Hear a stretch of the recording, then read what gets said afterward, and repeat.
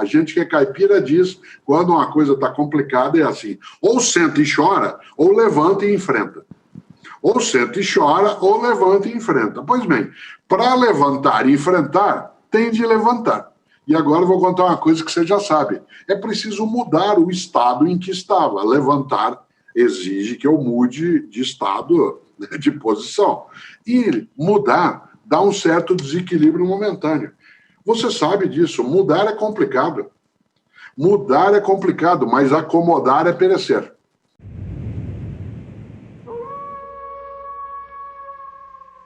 Escrevi sobre um homem que eu admiro, um homem do século VIII, um britânico chamado Beda, não é Breda, é Beda.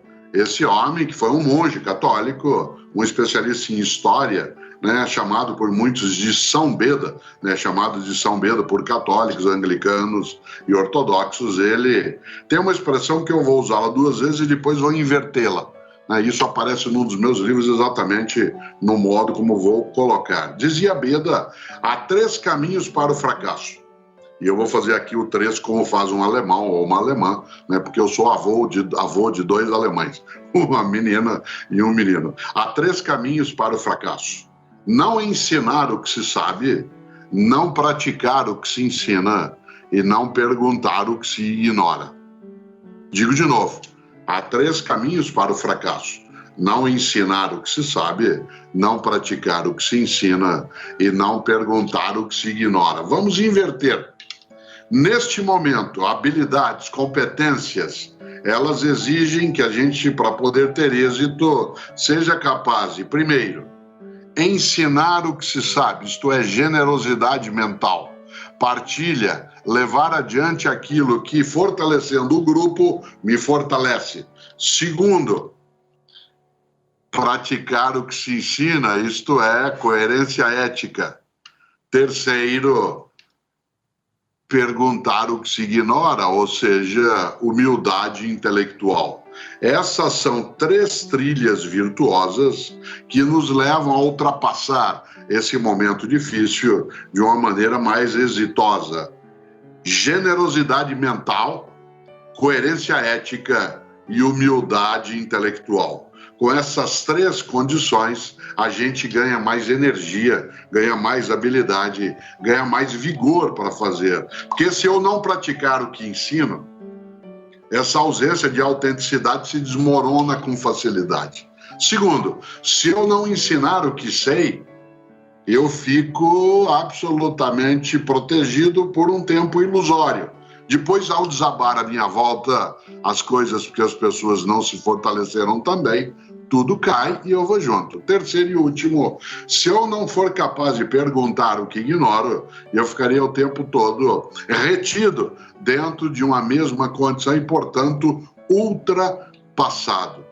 Eu gosto demais de um rabino do século I, chamado Hillel, H-I-L-E-L. Ele, aliás, é autor, talvez, do pensamento que o cristianismo mais adotou a partir da figura de Jesus, que é: não faça aos outros aquilo que não queira que te façam.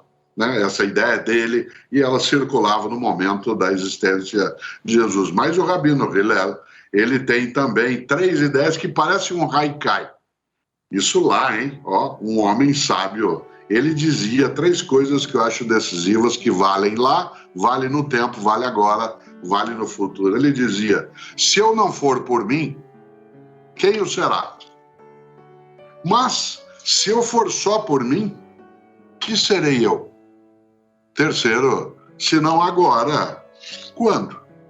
Olha que coisa maravilhosa, que alguém precisa para poder lidar melhor, entender. Se eu não for por mim, quem o será? A ideia de iniciativa, de protagonismo, da capacidade de proatividade. Mas, se eu for só por mim, que serei eu? A necessidade de cooperação, a necessidade de colaboração. Terceiro, a ideia de oportunidade. Se não agora, quando? Lá no Henrique IV de Shakespeare, há uma hora em que a personagem, frente a uma situação difícil, como a gente tem hoje, diz assim: bom, ou afunda ou nada. Ou afunda ou nada. Né? Or sink or swim. Nós estamos numa circunstância dessa: ou afunda ou nada. Ou a gente se mexe, ou a gente não consegue ultrapassar as barreiras, as adversidades que temos de fazer. Aliás, eu vou trazer isso ao modo caipira, né? Porque eu sou caipira de Londrina, sou pé vermelho, moro em São Paulo, na capital, há 53 anos, mas sou pé vermelho autêntico, que é o nome que nós caipiras daquela região nos damos, né, por causa da cor da terra. A gente que é caipira diz, quando uma coisa está complicada, é assim, ou senta e chora, ou levanta e enfrenta. Ou senta e chora, ou levanta e enfrenta. Pois bem, para levantar e enfrentar, tem de levantar. E agora eu vou contar uma coisa que você já sabe. É preciso mudar o estado em que estava. Levantar exige que eu mude de estado, de posição. E mudar dá um certo desequilíbrio momentâneo. Você sabe disso. Mudar é complicado. Mudar é complicado, mas acomodar é perecer. Mudar é complicado. Quer ver um exemplo concreto? Tem gente que está conosco aqui agora que dorme do mesmo lado da cama há 10, 20, 30 anos. Quando podia viajar, viajava, ficava sozinho no hotel, numa cama larga, dormia daquele lado, encolhido, como se tivesse uma multidão do outro lado. Tem gente que está conosco aqui agora que senta no mesmo lugar à mesa para comer em casa há 10, 20, 30 anos. Chega alguém, né, quando puder acontecer isso, para te visitar, senta onde você está habituado a sentar. Naquele dia você nem come direito, né? Você está habituado a comer olhando para um aparelho e aparece um espaço aberto. Evidentemente que ou senta e chora ou levanta e enfrenta, significa que a gente precisa correr o risco do desequilíbrio momentâneo. Vou falar outra coisa que quem está conosco sabe, mas a gente tem de pensar. Estar equilibrado não é estar imóvel. Estar equilibrado é mover-se sem desabar. Eu, Cortella, agora, eu não estou equilibrado, eu estou parado. Eu estou imóvel. Eu estou sem me mexer.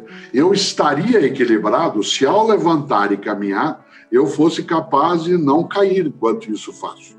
Aliás, uma das coisas melhores é que correr o risco do desequilíbrio momentâneo é ter uma qualidade especial em alguém que queira ter êxito nas coisas que faz, que é uma qualidade chamada audácia. Audácia. Não se confunda audácia com aventura. Uma pessoa audaciosa é aquela que prepara, organiza, estuda, conversa e vai. O aventureiro é vamos que vamos. Primeiro a gente enlouquece e depois vê como é que fica. Um momento como esse que nós vivemos exige sim pessoas que sejam audaciosas, mas jamais aventureiras. Isso vale para o futebol, isso vale para a família, vale para o afeto, vale para o negócio. Não adianta o vamos que vamos. Isso é mera aventura. Você diz, mas essa pessoa é corajosa. Não, atenção, coragem não é ausência de medo. Coragem é a capacidade de enfrentar o medo. Alguém que diz que não tem medo não é uma pessoa corajosa, ela é inconsequente. A melhor maneira de ficar vulnerável é achar que está invulnerável.